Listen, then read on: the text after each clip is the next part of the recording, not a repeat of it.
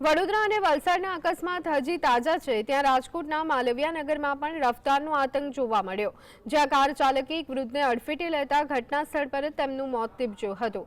માલવિયાનગર પોલીસે કાર ચાલક ઋત્વિજ પટોડિયા અને તેની સાથે હાજર ધ્રુવ કોટક વિરુદ્ધ ગુનો દાખલ કર્યો। બંને યુવાનો સાથે યુવતીઓ કોણ હતી એ બાબતે પણ પોલીસ તપાસ કરી રહી છે।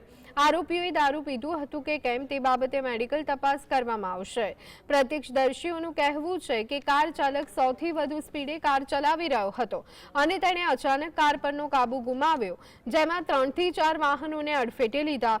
સ્કૂટર પર પસાર થઈ રહેલા 69 વર્ષીય પ્રફુલભાઈ ઉનડકટને ગંભીર ઇજાઓ થતા સ્થળ પર જ તેમનું મોત નીપજ્યું। ઘટના બન્યા બાદ કારમાં સવાર 2 યુવતીઓ ફરાર થઈ ગઈ તો 2 યુવકોને સ્થાનિકોએ ઝડપી અને પોલીસને હવાલે કર્યા છે।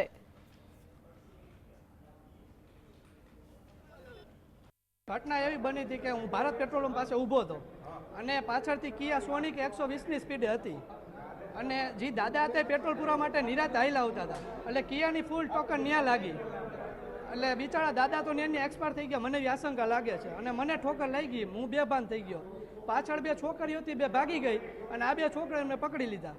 બીજા 3 જણા લીધા, એક આને આગળ હતો એ તો લગભગ વહી ગયો। કેટલી સ્પીડ છે? 100 ઉપર છે। અને કેટલા જણા હતા ગાડીમાં? ગાડીમાં 4, 2 છોકરા, 2 છોકરી ઉતરીને ભાગી ગઈ, છોકરાને લઈ આવ્યા। આરોપી ઋત્વિકભાઈ રમેશભાઈ પટોડિયા નામના યુવકે પોતાના કબજાની કિયા કારને બેદરકારી ભરી રીતે પૂરઝડપે હંકારીને એક સ્કૂટી ચાલક સવાર 69 વર્ષીય વૃદ્ધને અડફેટે લઈ લીધા અને એના કારણે 69 વર્ષીય વૃદ્ધનું મૃત્યુ નિપજેલ અને આ બાબતે